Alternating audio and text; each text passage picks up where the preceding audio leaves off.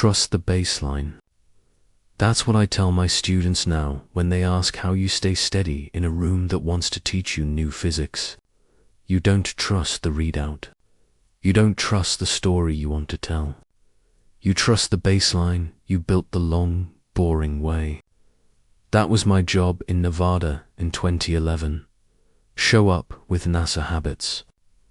Bring the tedium of metrology to a place that did not love tedium. And make sure the numbers meant what they claimed. Every night for 9 nights. At exactly 3 hours, 3 minutes, and 0 seconds. A metal core we hung from a 6-digit load cell lost between 11 and 19% of its weight for exactly 183 seconds. Not a slope.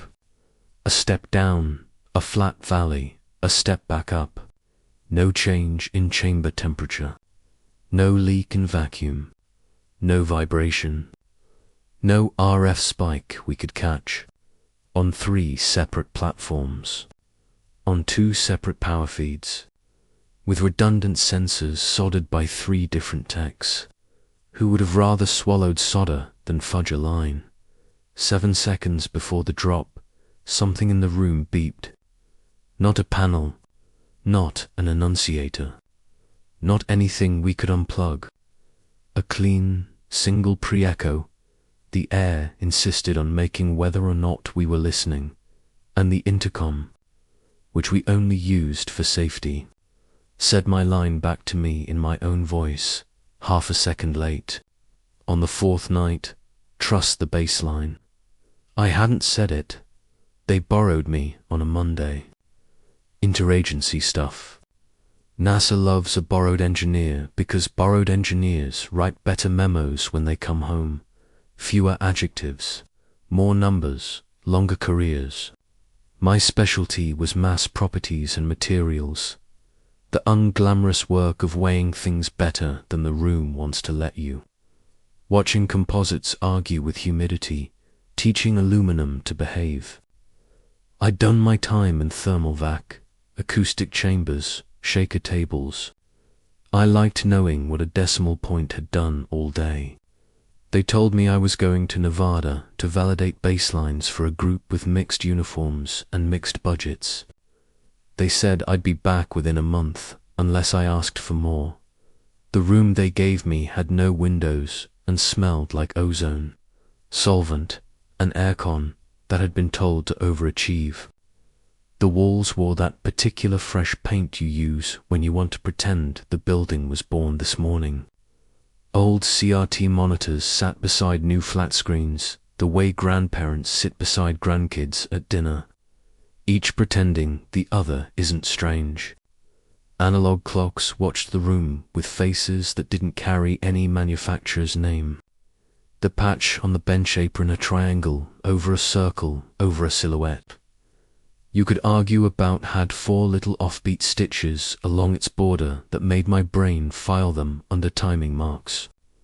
Not decoration, the thing under test lived inside a vacuum. Bell big enough to hide a car tire, and small enough to make your instincts unhappy.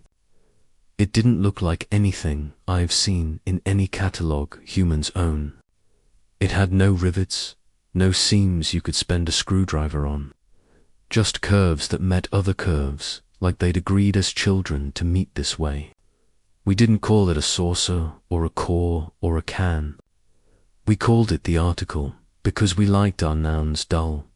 We slung it from a gantry on a 6-digit load cell, calibrated to boredom. Verified by weights, I drove to the site in a case I didn't let out of my sight even when I used the bathroom. We wrapped it with thermal tape, the cheap kind you use for quick gunsmoke diagnostics, white when cool, black when warm, so we'd have an idiot's way to watch skin behavior in parallel with the expensive sensors. We ran laser alignment across fiducials we glued to the bell jar, so we'd know if the world tried to move while we were watching wait. My only orders: measure, don't interpret. Measure the team was a blend of USAF, contract civilians, and 2 other agency people who learned to say less than I did. The chief will call him Hale, because that's not his name, had a pilot's posture and a bureaucrat's eyebrows. He listened like he'd been told a joke once that he never recovered from. "You're here to keep us honest," he said, "not to tell us bedtime stories." I liked him instantly because he lied politely. We ran dry all day and went wet at night. That's not a technical phrase. It's the way the work felt.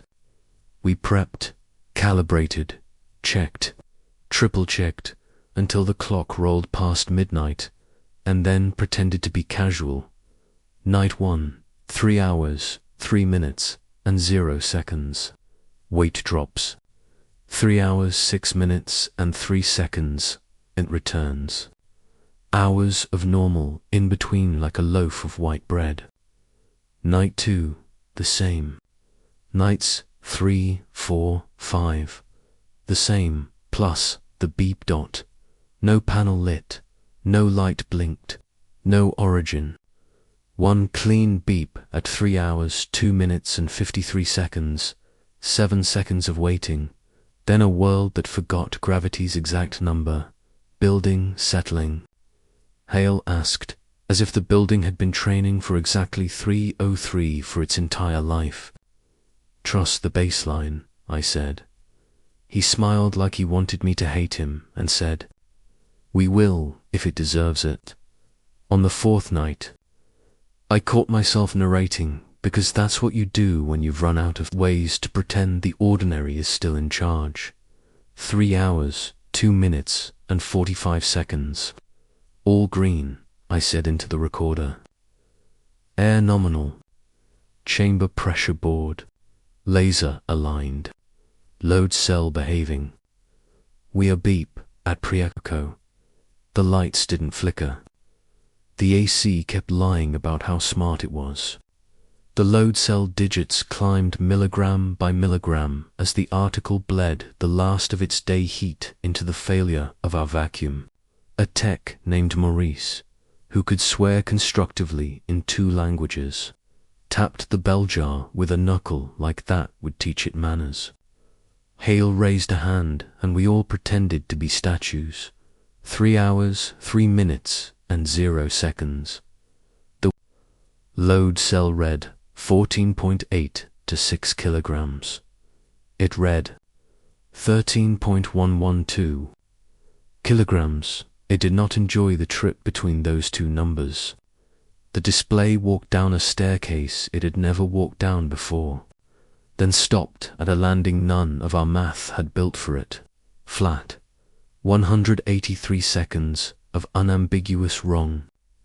Logged by 6 devices that didn't care about each other's careers. 3. I watched our cheap thermal tape do a thing my professors didn't train me to expect. It darkened in cool patches.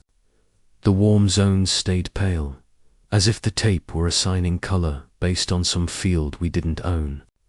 The laser on the fiducial sank 0.5 millimeter along the bell glass, like the table had leaned in to listen and then remembered pride. And the intercom which had a dead red light and a live wire set in my voice. With that little half-second drag analog systems give you when they mean to shame the future. Trust the baseline. I wasn't speaking. Morris took a step back that looked like a step forward, because men sometimes don't know which way to fall when something pulls. Hale said, "Open at the valley." He meant it. His voice had the cadence of someone who reads checklists even when his mouth is empty. "No," I said, professional enough to get me fired and alive. "We open at baseline. If you lift in the valley, we don't know what we lifted." "Engineer," he said, "which is what people call you when they want you to feel the weight of your noun. That is the request." "Trust the baseline," I said, "because ritual is what keeps rooms from choosing you." He put his hand on the gantry switch. I locked it with a thumb move I don't teach anyone now because most temptations don't deserve to be easy. He looked at me like a man who has decided whether or not he will be angry. Then he took his hand off the switch and put it in his pocket and said, "Fine, we'll do it your way." One night, the load cell ticked along. 3 hours, 3 minutes and 14 seconds. 3 hours, 3 minutes and 14 seconds. 3 hours, 3 minutes and 15 seconds. The same second. Twice is not a thing clocks owe you. We waited. At 3 hours, 6 minutes and 3 seconds, the weight stepped back up to where gravity remembered it had a job. The tape returned to being stupid in the way we paid for. The laser rose like a breath someone had been holding in the floor. Hale nodded at me, the nod you give a person you might have to like later. Again, he said. By night 6, I had 3 load cells in series, because I am petty when reality misbehaves. Different manufacturers, different age, different calibration histories.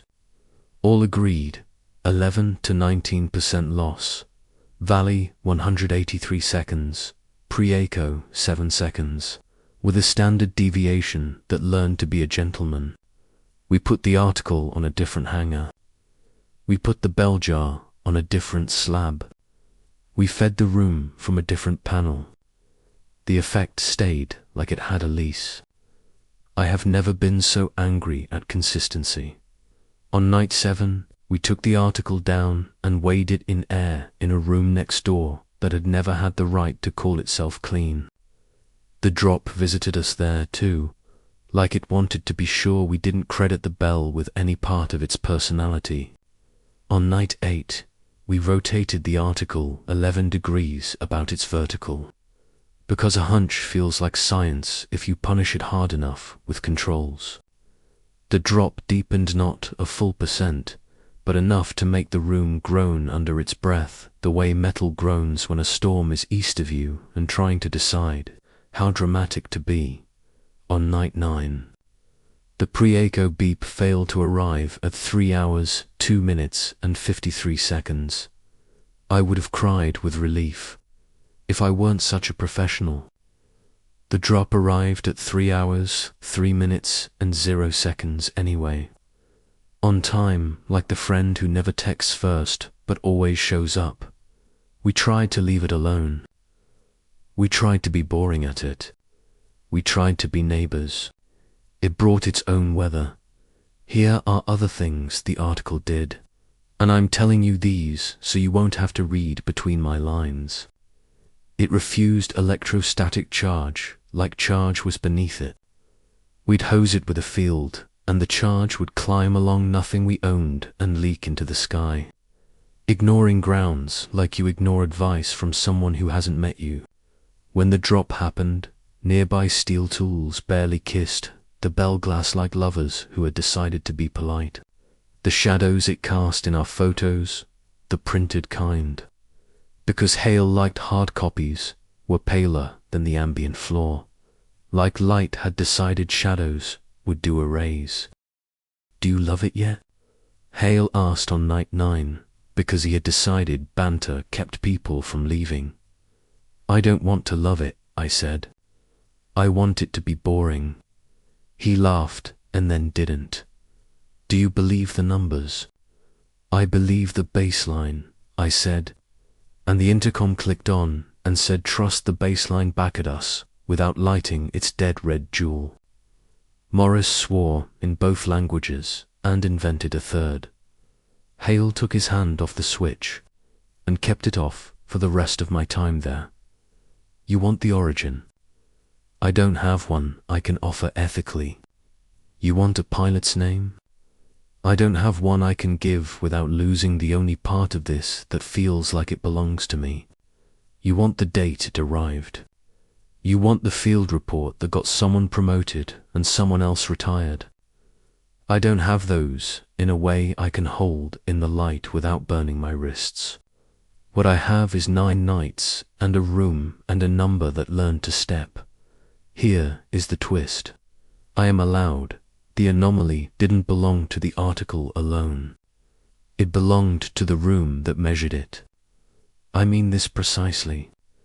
We swapped the article for a dead weight that any lab would stake its reputation on, and the room still lost mass at 3:03 for 183 seconds. The pre-echo still beeped at 3 hours, 2 minutes and 53 seconds. The second still repeated itself once. At a minute we came to anticipate like weather. We put no article in the bell. Hung the hook empty to cure ourselves of superstition. And the load cell walked itself down, the same, 11 to 19%, split by tolerances we could name. If that makes you want to throw this story away, I sympathize. If it makes you feel like the field was the experiment, and we were its artifact, welcome to the room. The last night I was there, Hale and I sat on stools we didn't deserve, watching the digits click like a metronome that had learned shame. He slid a paper envelope across the bench with a few matte prints inside. No dates stamped. No captions. In them, the article sat like an apology. In them, the shadow under it was lighter than the floor round it. I looked at him. Photography tricks are above my pay grade, he said. This is what the printer gave us. This is what the eye said before the printer tried to help.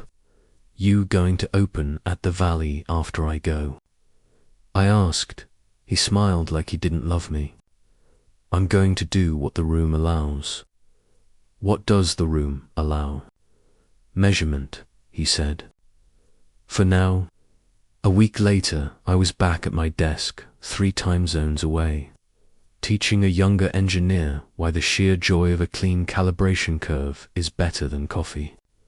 My phone rang at 3:03 Monday morning and delivered 7 seconds of polite, true silence, and then changed its mind about existing. It repeated the favor a week later and a week after that. I told myself I was being mocked by coincidence, and then told myself coincidence doesn't mock people. People mock people and rooms. I tried to cut thermal tape in my kitchen to fix a problem a stove didn't have, and the tape darkened where it should have stayed pale. Not much. Just enough to make me stop and ask the AC if it was trying to be Nevada sometimes. When I'm up too late on a Sunday, I catch myself watching the clock like it's an animal that might bolt. 3:03 is not special. It is only special if the room votes, and sometimes the room votes. I never took a souvenir I wasn't entitled to.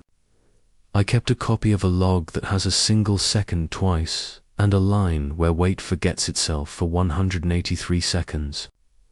I kept my note, trust the baseline. I kept the impulse to not interpret until the baseline says it wants to be interpreted. It hasn't, yet. It probably won't. It doesn't owe me an explanation. Hale sent me, months later, a postcard with a picture of a mountain that wasn't in Nevada and a line that made me like him more than I should. You measured too well, it said. Thank you. I have a drawer where the things I cannot frame go to rest. The log is in there. The postcard is in there. A strip of thermal tape that insists on being a little wrong under the wrong sky is in there. A post-it with 3:03, written 3 times, is taped to the bottom of that drawer where no one can claim. I'm proud of it. If you've never sat in a room while a number moves in a way you can't bully it out of, I envy you.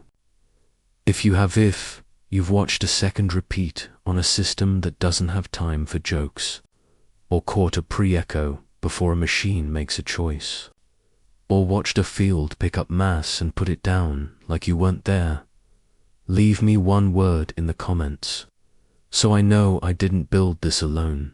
Baseline, no lab names. No links, no coordinates. Just the word. I'll read it during an honest hour and not at 3:03. If you ever get the chance to open at the valley, don't measure. If the room lets you keep measuring, keep measuring. If it doesn't, go home and sleep. The world will still be there in the morning, and your baseline will still be yours. That has to be enough. Trust the baseline. The rest is a desert. Night that pretends to be new every time you meet it, and a bell jar that reflects your face back at you like it knows something you don't, and a number that learned how to visit and leave on a scheduled the room liked better than I did. Could dress this in theories and make it wear a lab coat that doesn't fit. I could call it field coupling or localized metric distortion or some other three-word charm that turns ignorance into a minor religion. I won't. I will say this. Some rooms come with habits. We brought an artifact into a room with a habit. The habit taught us when it would arrive and how long it would stay. We were good at measuring. We were not invited to be good at naming. If you were waiting for the part where I tell you where we got the article, I lied politely to you by omission. The article is someone else's noun. The room is mine.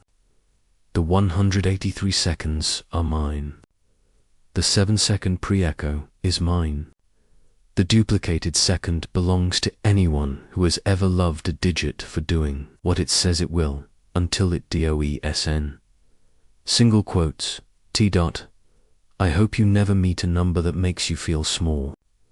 I hope, if you do, you remember that boredom is a sacrament in rooms like that. Build your baseline. Guard it. Trust it. When the intercom in a room with no name repeats your words back to you in your voice, look at the switch, make sure it's where you left it, and decide whether faith is what you meant to bring to work. I didn't. I brought a scale and a pencil and a willingness to say no. It was enough to keep us from opening at the valley. It was not enough to make the valley stop arriving. Trust the baseline. That's the beginning and the end of the advice I can give. If any of this lined up with the shape of something you've seen in the lab, you're allowed to describe. Comment baseline. I'll see it when it's honestly morning. I won't answer if it's 3:03.